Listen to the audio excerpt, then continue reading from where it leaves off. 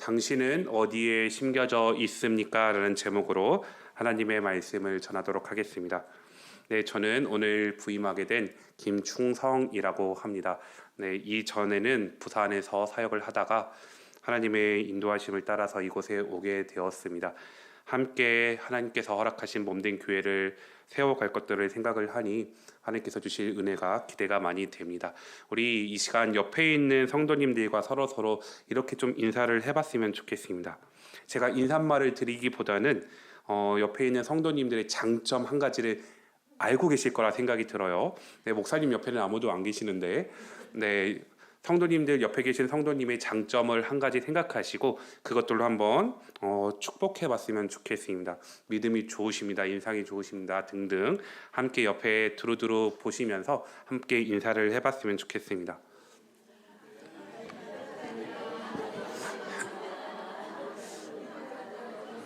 감사합니다. 네, 칭찬은 고래도 춤추게 한다라는 말처럼 칭찬은 늘 기분 좋은 것 같습니다. 하나님께서 우리 성도님들을 바라보시는 마음이 이와 같은 마음이시지 않을까 싶습니다. 오늘은 시편 1편 말씀을 통하여서 하나님의 말씀을 전하고자 하는데요. 시편 1편은 시편 전체의 기준이 되는 말씀입니다. 즉 시편의 분류를 할 때 지혜시라고 분류를 합니다. 인생의 참된 지혜가 어디에 있는지 보여주는 시가 바로 시편 1편입니다. 이 1편 말씀은 시편 전체의 기준입니다. 아마 우리 장로님들, 집사님들 군대에 다녀오셨을 거라 생각이 들어요. 훈련소에 들어가면 제일 먼저 하는 훈련이 뭐냐면 기준을 잡는 훈련을 합니다. 5와 열, 이 기준 잡는 훈련들을 잘 못하면 혼납니다. 왜 군대 훈련소에 입소해서 제일 먼저 받는 훈련이 기준을 잡는 훈련인가 하면 제일 중요하기 때문에 그렇습니다. 기준이 흐트러지면 뒤에 사람들도 다 대열이 흐트러지기 때문에 기준 잡는 것이 정말 중요한데 그 시편 전체의 기준이 되는 말씀이 바로 시편 1절의 말씀입니다. 그러면서 성경 기자는 시편 기자는 이렇게 시작을 합니다. 1절 말씀을 볼까요? 복 있는 사람은 이런 사람들이다 라고 복 있는 사람이 어떤 사람인지에 대해서 말씀을 하고 있습니다. 복 있는 사람은 어떤 사람일까요? 오늘 말씀을 보면 세 가지로 이야기를 하고 있는데요. 복 있는 사람은 첫 번째, 악인들의 꾀를 따르지 아니하며. 감사합니다. 이렇게 반응이 좋으실 줄 몰랐습니다. 네, 악인들의 꾀를 따르지 않는 사람이 복 있는 사람입니다 라고 성경은 말씀하고 있습니다. 그리고 다음에는요, 죄인들의 길에 서지 아니하는 사람이 복 있는 사람입니다 라고 말씀하고 있습니다. 그리고 오만한 자들의 자리에 앉지 아니하고 라고 말씀하고 있습니다. 복 있는 사람은 악인들의 꾀를 따르지도 않고 또한 죄인들의 길에 서지도 않고 오만한 자들의 자리에 앉지도 않는 사람이 복 있는 사람이다 라고 이야기를 합니다. 이것을 한마디로 시편 1편 6절 말씀은 인생 길이다 라고 표현을 하고 있습니다. 성도님들 제가 말씀드리는 부분들을 유의해서 좀 들어봐 주셨으면 좋겠습니다. 1절에 동사가 3개가 나옵니다. 따르다, 서다, 앉다입니다. 이 동사를 연결해 보면 재밌는 현상이 나타납니다. 악인들, 죄인들, 오만한 자들은 한마디로 다 그냥 나쁜 사람들이라고 이야기를 할게요. 나쁜 사람들은 어떤 사람들이냐면 악인들의 꾀라는 말은 조언이거든요. 악인들이 이야기하는 그 조언을 따르지 않는 사람. 사실 많은 사람들은 처음부터 악한 길로 들어설 생각을 하지 않습니다. 누가 봐도 저건 다 악한 길이다.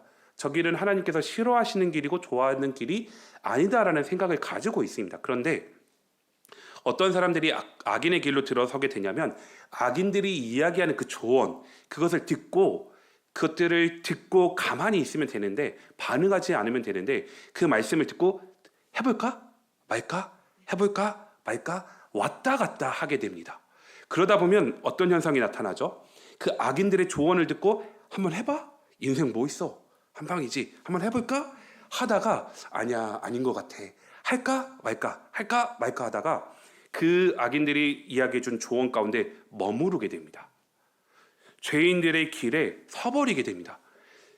그때도 아직은 서 있기 때문에 움직이면 되거든요. 다시금 하나님의 말씀을 듣고 돌이키면 되는데 악인들의 길에 빠진 사람들, 오만한 사람들은 어떻게 할까요? 그 자리에 주저앉아버립니다. 이런 사람들이 복이 없는 사람이다라고 이야기합니다.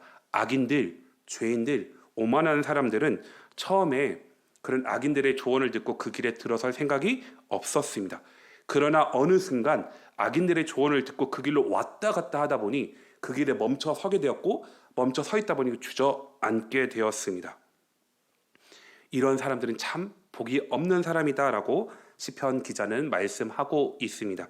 그럼 1절에서 말하는 악인, 죄인들, 오만한 사람들은 누구일까요? 오늘 우리가 함께 읽은 시편 1편 내용을 통해서 본다면 아직 그 정체는 드러나지 않았습니다. 우리가 생각하는 악인들, 죄인들, 오만한 자들이 아니고요. 성경에서 말씀하고 있는 악인들, 죄인들, 오만한 자들은 누구일까요? 말씀을 통해서 살펴보았으면 좋겠습니다. 그러면서 이런 질문을 좀 해보고 싶습니다. 우리 성도님들은 어떠한 인생길 위에 서 있으십니까? 지금 어느 길로 걷고 계십니까? 또한 어떠한 길 위에서 왔다 갔다 하고 계십니까? 제가 이런 질문을 드렸을 때 곰곰이 한번 생각해 보셨으면 좋겠습니다. 나는 악인들의 조언을 듣고 그 길에서 왔다 갔다 하고 있지는 않은가? 나는 죄인들의 길에 서 있지는 않은가?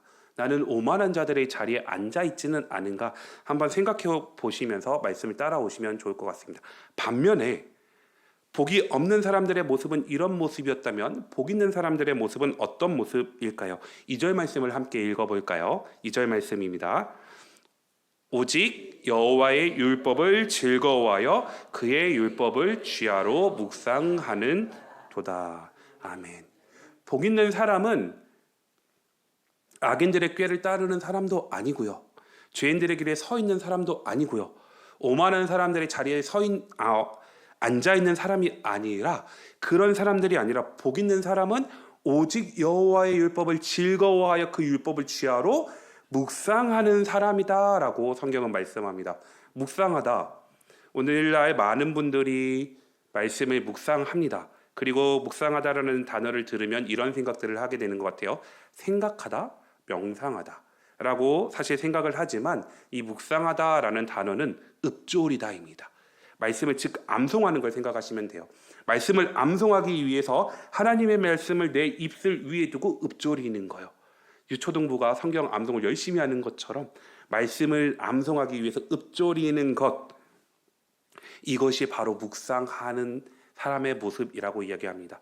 복 있는 사람의 모습은 여호와의 율법을 즐거워하여 그 율법을 주야로 읊조리는 사람, 하나님의 말씀을 기억하고 그 말씀을 입술에 계속 두고 암송하면서 그 말씀을 따라가는 사람이다라는 말씀을 하고 있습니다. 1절과 2절을 통해서 복 있는 사람에 대한 모습을 정리해 본다면, 복 있는 사람은 악인들의 조언을 따르지 않고 죄인들의 길에 서지 아니하며 오만한 사람들의 자리에 앉지 않는 사람이 복 있는 사람입니다. 그리고 또한 여호와의 율법을 즐거워하여 그 율법을 주야로 읊조리는 사람이 복 있는 사람들이다라고 이야기를 합니다. 그러면 이런 복 있는 사람들의 모습은 어떤 모습으로 드러나게 될까요? 3절 말씀을 함께 읽어볼까요? 그는 시냇가에 심은 나무가 철을 따라 열매를 맺으며 그 잎사귀가 마르지 아니함 같으니 그가 하는 이 모든 일이 다 형통하리로다. 아멘. 복 있는 사람의 모습, 너무너무 좋아 보이지 않아요? 나무는 물이 있어야 되고 햇빛이 있어야 되는데 시냇가에 심은 나무와 같대요. 날마다 열매를 맺으며 그 잎사귀가 마르지 아니함 같으니 그가 하는 모든 일이 다 형통하게 될 거다라고 성경은 말씀하고 있습니다. 성도님들, 다시 한번 묻겠습니다. 어떤 인생길 위에 서 계십니까? 그리고 어떠한 삶을 살아가고 계십니까? 무엇을 생각하며 지내고 계십니까? 그리고 또한 무엇에 빠져 있으십니까? 그리고 우리 성도님들의 시냇가는 어디입니까? 어디에 심겨져 있으십니까? 우리 성도님들의 읊조림은 무엇입니까? 그것이 하나님의 말씀입니까? 하나님의 말씀 가운데 심겨져 있으면 반드시, 다시 한번요, 무엇이라고요? 반드시 열매를 맺습니다. 다른 것이 아니고요. 하나님의 말씀 가운데 심겨져 있을 때에 하나님의 말씀의 능력이 우리의 삶 가운데 열매를 허락한다라고 이야기를 합니다. 갈라디아서 5장 22절 23절 말씀을 보면 성령의 9가지 열매를 말씀하고 있죠. 사랑, 희락, 화평, 오래 참음, 자비, 양선, 온유, 충성, 절제. 제 이름도 있네요. 네, 이런 충성처럼 이렇게 하나님의 말씀 가운데 심겨져 있는 사람만이 반드시 열매를 맺을 것이다라고 성경은 말씀하고 있습니다. 다시 한번 성도님들은 어디에 심겨져 있으십니까? 성도님들의 최근에 주된 관심사는 무엇입니까? 하나님의 말씀입니까? 아니면 우리의 자녀들, 아니면 우리의 미래, 안정된 미래, 가정에 있습니까? 다시 한번 우리가 왔다 갔다 하는 인생 여정길이 어느 길 위에 있는지 한번 생각해 보셨으면 좋겠습니다. 이런 하나님의 말씀 가운데 심겨지는 사람들은 반드시 열매를 맺을 것입니다. 반면 죄인들, 악인들, 오만한 자들은 어떻게 될까요? 4절 말씀을 함께 읽어보겠습니다. 악인들은 그렇지 아니하며 오직 바람에 나는 겨와 같도다. 아멘. 누구요? 악인들입니다. 오만한 자들, 악인들, 죄인들은 그렇지 아니하며 오직 바람에 나는 겨와 같도다라고 이야기를 합니다. 제가 1절 끝부분에 넘어가면서 말씀드렸던 부분들이 있습니다. 오늘 본문에서 말씀하고 있는 악인들 그리고 죄인들, 오만한 자들이 누구인 것 같습니까? 라고 질문을 드렸을 때 이제서야 시편 기자는 4절에서 대답하고 있습니다. 누구냐면 이 악인들은 성경 본문을 통해서 보면 우리가 생각하는 나쁜 사람들이 아니고요. 하나님의 말씀을 묵상하지 않는 사람입니다. 하나님의 말씀 가운데 인생이 심겨져 있지 않은 사람이 바로 악인들, 죄인들, 오만한 사람들이다라고 이야기를 합니다. 이 사람들의 특징이 무엇이죠? 겨와 같도다. 제가 고향이 충남 태안입니다. 그래서 어렸을 때 농사를 많이 지었고 키질도 많이 해봤습니다. 키질을 해서 날리고 선풍기를 틀어놓으면 겨는 한 방에 훅 갑니다. 잘 나가는 것 같지만, 성공하는 것 같지만 결국은 하나님께서 붙드시지 않기 때문에 한 방에 훅 가는 사람들이 바로 악인들이다라고 성경은 말합니다. 그러면서 5절과 같이 말씀하죠. 함께 읽어볼까요? 그러므로 악인들은 심판을 견디지 못하며 죄인들이 의인들의 모임에 들지 못하리로다. 6절까지 함께 읽어보겠습니다. 무릇 의인들의 길은 여호와께서 인정하시나 악인들의 길은 망하리로다 라고 이야기하고 있습니다. 지금까지 말씀드린 부분들을 간략하게 정리를 해볼까요? 많은 사람들은 인생길을 걸으면서 나쁜 길로 가고자 원하는 사람들이 없습니다. 그냥 옆에서 주위에서 조언하는 이야기들을 듣고 이게 진짜일까 고민하다가 그 길에 들어서게 되고 왔다 갔다 하다가 멈춰서게 되고 주저앉아서 결국은 악인들의 길을 따라가는 삶을 살아가게 됩니다. 그런 사람들은 지질이 복도 없는 사람이다라고 성경은 말씀하고 있죠. 반면에 여호와의 율법을 즐거워하여 그 율법을 주야로 묵상하는 사람은 시냇가에 심은 나무와 같다라고 성경은 말씀하고 있습니다. 이런 모습을 통해서 시편 기자는 성경은 우리에게 분명하게 요구하고 있습니다.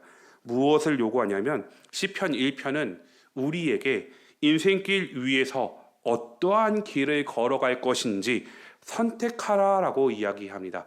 다시 한번요. 시편 1편은 우리에게 인생길 위에서 어떠한 길을 걸어갈지 선택하라라고 이야기합니다. 그리고 또한 여호와의 말씀에 심겨져 있으라고 우리를 초대하고 있습니다. 여호와의 말씀 가운데 심겨져 있는 인생이 되십시오라고 하나님의 말씀을 듣는, 하나님의 말씀을 읽는 우리를 초대하고 있습니다. 여호와의 말씀 가운데 심겨져 있다라는 그런 그 의미는 무엇일까요? 시편을 포함하고 있는 시편 전체일 겁니다. 그리고 시편 전체를 포함하고 있는 구약 성경일 겁니다. 그리고 구약 성경과 또한 신약 성경까지도 하나님의 말씀을 이야기하고 있을 겁니다. 그리고 시편 기자는 최종적으로 시편 전체 구약 성경, 신약 성경을 포함하고 이 모든 성경의 주제가 되는, 그리고 모든 성경의 주인이신 예수 그리스도께 심겨져 있으라라고 우리를 초대하고 있습니다. 하나님의 말씀 가운데 심겨져 있으라라는 말은 결국은 예수 그리스도 안에 머무는 인생이 되십시오라고 성경을 읽는, 말씀을 듣는 우리를 초대하고 있는 것입니다. 그러면 사랑하는 성도님들, 우리는 어떻게 해야 할까요? So what? 그래서 어쩌라고? 라는 질문을 한번 던져봐야 됩니다. 그러면 알겠습니다. 오늘 말씀을 통해서 어떻게 하는 인생이 복된 인생인지 알겠습니다. 그러면 우리가 해야 될 일은 무엇일까요? 예수 그리스도 안에 심겨져 있는 인생이 되기 위해서 우리가 해야 될 것은 무엇일까요? 요한복음 15장 내용을 기억하시면 좋을 것 같습니다.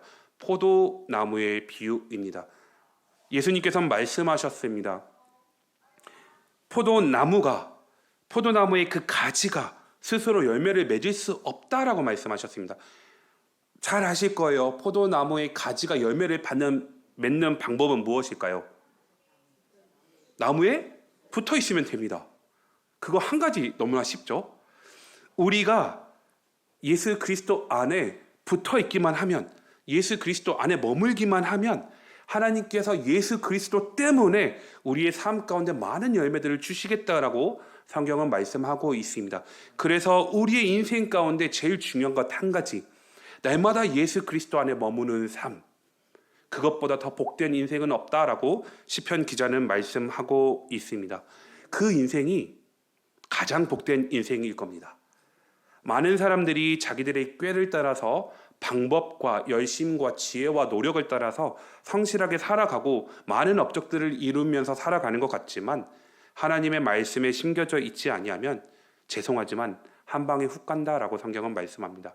반면에 하나님의 말씀 가운데 말씀의 핵심인 예수 그리스도 안에 머무는 사람은 시냇가에 심은 나무가 철을 따라 열매를 맺는 것처럼 그 사람을 통해서 하나님께서 삶의 열매들을 반드시 주렁주렁 맺히게 하실 것이다 라고 성경은 말씀하고 있습니다.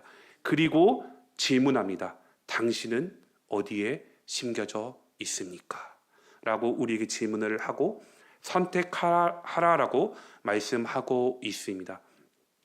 이번 한 주간의 삶을 살아가면서 하나님께서 우리를 보내신 그 삶의 자리에서 가정이든 일터이든 하나님께서 보내시는 그 자리에서 예수 그리스도 안에 머물면서 그 안에 거할 수 있도록 성령 하나님께 의지하여 기도함으로 발버둥치는 한 주가 되시기를 예수님의 이름으로 축복합니다. 그 하나님의 은혜가 우리의 삶 가운데 함께 할 때 그 어떤 상황도 괜찮지 않을까요? 비록 나의 삶은 어렵고 힘들지 몰라도 그 하나님의 은혜가 예수 그리스도 안에 머물기 때문에 하나님께서 주시는 평강과 샬롬이 우리 성도님들의 마음 가운데 충만하게 되므로 그 어디나 하늘나라 주 예수와 함께 동행하는 그곳이 바로 우리가 발걸음을 딛는 그곳이 하나님의 나라가 될 줄 믿습니다. 그 은혜가 가득 넘치는 한 주가 되시길 예수님의 이름으로 축복합니다. 우리 잠시 기도할까요? 네, 반주해 주시면 좋을 것 같습니다. 시편 기자는 우리를 초대하고 있습니다. 성도님들의 관심사는 무엇입니까? 그리고 성도님들은 어느 길을 걷고 계십니까? 성도님들은 어떠한 인생을 살고 있습니까? 그런 질문들 가운데 하나님의 말씀 가운데 심겨져 있으라라고 초대하고 있습니다. 하나님의 말씀 예수 그리스도 안에 거하라고 말씀하고 있습니다. 예수 그리스도 안에 머물 때, 예수 그리스도 안에 거할 때 성령 하나님께서 우리의 삶을 통해서 사랑의 열매들을, 성령의 9가지 열매들을 맺게 하실 것이다. 그러니 그 어떤 상황에서도 흔들리지 말고 나의 안에 거하라라고 시편 기자는 이야기하고 있습니다. 이번 한 주를 살아가면서 성령 하나님 온전히 하나님 안에 예수 그리스도 안에 거함으로 그런 삶을 살아갈 수 있게 해달라고 이 시간 이 부분을 놓고 결단하며 나 자신을 놓고 기도하고 제가 기도하고 축도로 예배를 마치도록 하겠습니다. 함께 기도하겠습니다.